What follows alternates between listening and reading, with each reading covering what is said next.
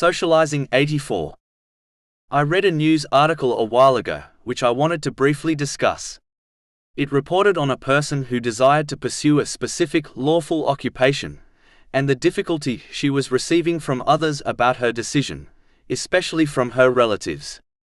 It is important to understand that generally when one chooses a path which is different from the path of others, such as their relatives and friends, they will face criticism and resistance from them. In fact, the majority of criticism comes from a person's relatives.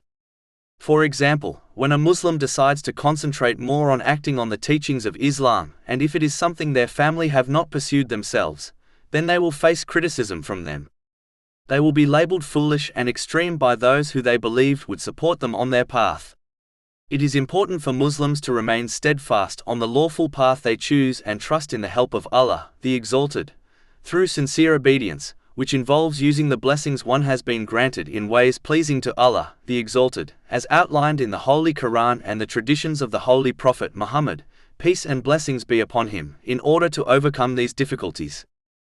This is a common reaction from people, as when a person chooses a different path in life from others, it makes them feel as if their path is bad or evil, and this is the reason the person has chosen a different path.